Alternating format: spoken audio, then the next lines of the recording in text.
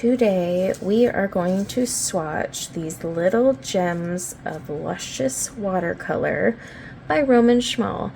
So I had gotten these on a Jackson's art sale a while ago and featured them in my watercolor haul. And as promised, I would swatch each brand individually. So I have already prepped my Etcher cold press 100% cotton sketchbook that I use for swatches, and I've already prepped it with my stamps as well. These stamps are from the lovely Arit. I will try to remember to link to her shop. If I forget, just holler at me. But yeah, I have the colors down. I'm very excited to swatch these out with you guys today.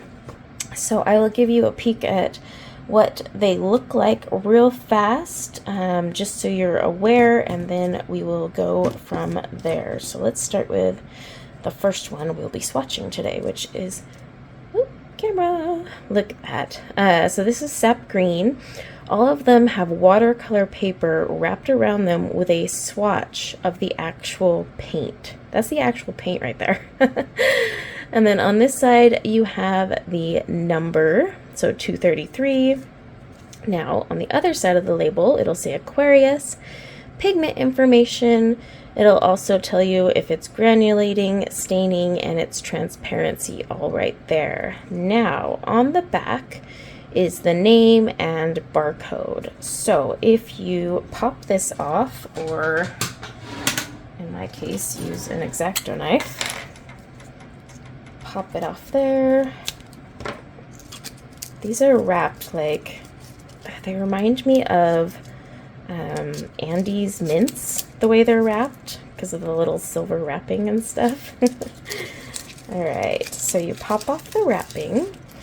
All of them have this nice little paper here so that the wrapper doesn't stick.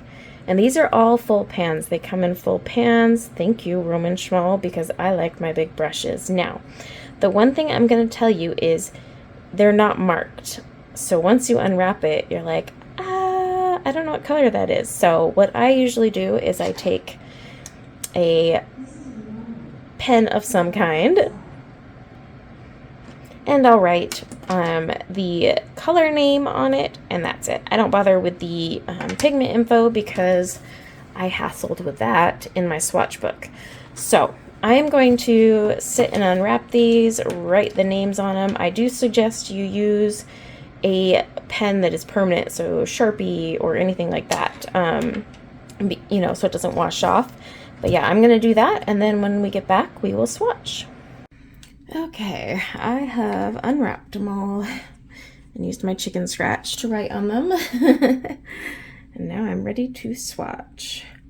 So these re-wet really easily. Like, I mean, you can just take a wet brush right on there and it will not fight you whatsoever. So that's one thing I love about them.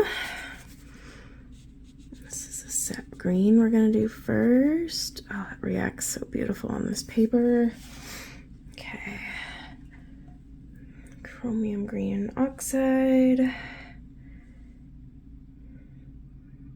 Just takes me a minute to load up my brush. It'd be nice to see which of these I end up putting in my palette. It's a little more opaque. Ah, that sap green is so pretty. Okay, let's check out olive green light. I'm really excited to try these. I apologize for the construction noise. Oh my gosh, this is beautiful. I'm purposely going out of the lines, don't worry. I love olivey greens. I've always been drawn to them, whether it's in paint form or pencil form. Yet I don't want them anywhere in my house, like decorating wise. That's kind of weird. Olive green deep. So this one has PBK9 in it. I'm curious It's just slightly darker. I mean, you can totally see that it is deeper for sure. All right, Korilynn green. Make sure to keep double checking and make sure I'm grabbing the right little tin here. Okay, so let's see what the Korilynn looks like. Oh, that's gorgeous. I love these dark foresty greens. And that's PBK 31.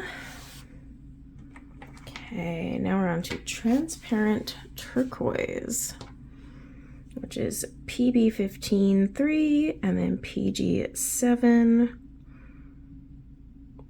All right. Oh, wow. That is gorgeous. Absolutely beautiful color. It is a really pretty color. I'm just swatching with a number 10 silver black velvet. All right, now we're going to my Prussian blue. I just really like my large brushes. So that's one reason I like Roman Szmal, because they give you the full pan size, so I can use a big fat brush like this. Okay, so Prussian blue, PB 27. Oh, I love all Prussian blues. There's never been one I've found that I'm like, ew. But look at that one. Glorious color. Oh my gosh. All right, this one I'm really excited for. Shadow Violet Light. Let's get my brush loaded up here. Look at, we have PB 36, PB 29, and PR 176. This is a granulating color. You can already see it starting to separate in there. Oh, oh my gosh, so lovely. All right, let me move some. Let's go over to this side. Okay, so now we are on to Shadow Gray. All right, this is another one I'm excited for. This is PB 29, PBR 7, and PB 19. Also another one that's going to granulate on us. Okay, Potter's Pink, which is PR 233. Now I am swatching wet to dry because that is how I typically paint, therefore I swatch that way. You should always swatch on the paper you use the most, because these will look different on a different kind of paper. Oh, that Potter's Pink is lovely. You can see it all right in there. So I have an Etcher sketchbook that I use for my painting mostly. Occasionally I use other papers, but that's what I use the most. Therefore, I have an Etcher sketchbook also for swatching. And then because I typically paint wet to dry, meaning my paint is wet but my paper is dry, I want to swatch that way and see how the colors look. Oh, look at that ultramarine pink, PR 259. That's a really pretty pink. Okay, let's check out magenta. But yeah, I always suggest swatching the way you paint, and if you can, on the paper you paint with. Now obviously if you paint on arches all the time, then find something similar. Magenta, PR 122. Ooh. Now this is 100% cotton, cold pressed. You know, so as long as I'm swatching on another 100% cotton cold press, it's close enough. Like, so if I say I painted with arches, I would still swatch in this etcher. I'm not going to go swatch on arches paper. All right, quinacridone fuchsia. This one doesn't want to re-wet as well. There we go. Never met a quinacridone I don't like. I'm a quinacridone fan. PR 202. Anytime I do a paint haul, you're guaranteed to see quinacridones. If you don't, then I must already own them from that brand. Okay, the quinacridone violet needs a little help. There we go. So the Roman Szmal are really soft, but you know, occasionally depending on the pigment, because sometimes that can affect it, sometimes it just needs a little bit more help getting going. So the quinacridone violet is PV19. Oh yes, that is a beautiful, nice traditional quinacridone violet for sure. Said I love quinacridone colors. I don't think I've ever swatched a quinacridone and I'm like, ew. I love them all, love them all. Okay, quinacridone purple. Theirs is PV55. Just loading it up on my brush. Oh, that's so pretty. Not as pretty as the violet. The violet has a gorgeous reddish undertone that just, oh, but still, this is luscious. These paints are just so smooth. I just love them. Like I'm sitting here, like, I mean, just look how smooth it is. Get a little, let me dip my brush in water. Just kind of bring it back up here. You can just see it moving. I mean, look at that. It's just gorgeous. Oh. Okay, so what I'm going to do real fast, clean my brush off so I don't forget that. I am going to use my little Ranger heat tool, this little doodad here, and I'm going to dry these so that you guys can take a look at these dry and in, you know, fully in the light. So I will be back. Okay, we are all dry, so now you can see the colors a little better, and the granulation has taken effect on some of these, and it's beautiful. And then I was looking at this as I was sitting here drying, and I was like, I have almost created my perfect botanical palette. All I need is a yellow. And in fact, I think this book has my other Roman Szmal swatches. I'm pretty sure it does. No, that's my summer palette, Paul Rubens. I have the Hortus Botanicus Roman Szmal set here. Oh, and see, perfect. I could pull my Aquarius yellow, Quin gold. Oh, maybe one of the, oh, maybe that. Oh, maybe that. But I think I've rounded out my set. I also have another set from Roman Szmal. But it must be in my old sketchbook. But I do have another set. But yeah, I think I just finally rounded out my perfect palette of Roman Szmal. Okay, so let's talk. This sap green is beautiful, and I think, no, I didn't. I thought I had grabbed sap green from, whatchamacallit. Oh yeah, so I have a Daniel Smith sap green right here. Now look at this one. This is 3 different pigments. So never pay attention if you're new to watercolor. If you're not, you're probably sitting there like, duh. But if you're new to watercolor, don't pay attention necessarily to the name. A brand sap green can vary across so many things. You want to look at the pigments. They've got 3 pigments in their sap green. Roman Szmal has 2. But also look at the colors. So we both have PG7 and PY150, which is pretty common. But Daniel Smith has added PO48. That's why theirs has not as bright of a finish. Now, I really like the sap green because it's a lot more neutralized from Daniel Smith, whereas this one's brighter. But if you were to water this down, this would be, you know, just add some water to it and, can change the tint. It'd be gorgeous, and it is gorgeous. Even look at when you have it all nice and mass tone, how dark and luscious it is. It's a beautiful sap green. But yeah, always pay attention to the pigments. Now, that said, you could have 2 sap greens from 2 different brands, both with these 2 pigments in them, and still have 2 different colors, because it depends on how much of each pigment they have used and their whole recipe in general. So basically, don't pay attention to the name and sort of pay attention to the pigments, but still keep in mind they could be different. Okay? That's the point of, that's why when someone goes, why do you have 3 sap greens? I'll be like, well, actually they're not even the, they don't have the same pigments, or, this brand is a little brighter, this brand isn't. So always keep that in mind. Now, their chromium green oxide is pretty opaque, and I'll be honest, I actually don't like it.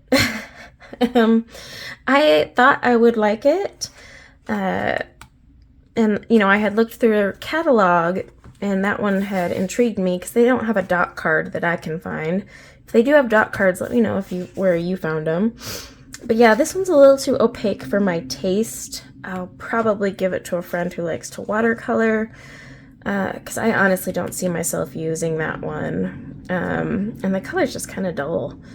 But these 2 olive greens I love. Now, I know from afar you're like, what's the diff? But you can tell ever so slightly. See how this one's just a little bit darker and deeper in the color, but also the granulation. You can see that PBK9 coming through on this one really well. And so I actually like both of those. I would put those in a botanical palette. I'm a lazy watercolor artist. I am totally okay with convenience mixes. I do not like to mix my own greens. Can I do it? Sure. Do I want to do it? No. I want to be able to just pick it up. So the Korilynn green I really like, actually. And this one I was just kind of like, I don't know if I'm going to dig that one when it was wet. But once it dried, I like it. It's dark. It would mix well with any of these as well to create a fun green. And then of course other colors too. And this is a pure pigment, so no mixies. Now this transparent turquoise is legit transparent. I was kind of like shocked because usually turquoise is, hit or miss. But I love this color. This color is so pretty. It would be beautiful in tropicals. And again, wet it down. This is going to be a very, very pretty color. So yeah, I'm loving that. The Prussian blue is really, there's nothing like spectacular or different. I'm looking over here to see if I have another Prussian blue to compare it. I have a Prussian blue from Daniel Smith right here. This was re-wet from squeezing it out of a tube in a palette. It's the same pigment. Theirs is a wee bit lighter than the Prussian blue from Roman Szmal. I'm trying to see if I have another Prussian blue that I could show in comparison in this book. Phthalo blue. These are handmade ones, so I don't like to compare the handmade ones just because I don't. But it's pretty typical Prussian blue, but I really do like it. It's very pretty. It's very pretty. Now, Shadow Violet did granulate, and as promised, it granulates. You can see the violet and pink tones in there. I hope the light is catching it. I'm like trying to angle it. But you see that granulation in there? Oh, it's beautiful. It's beautiful. And it's kind of, I wonder how it compares to Moon Glow. All right, I grabbed my Moon Glow and also Shadow Violet from Daniel Smith. This was swatched in my old book. So this is Fabriano. This is not 100% cotton, but it is cold press. But again, like I said, you can see differences because swatching on here versus swatching on here, I guarantee Moon Glow would look even prettier. But their Shadow Violet, I didn't write down the pigments.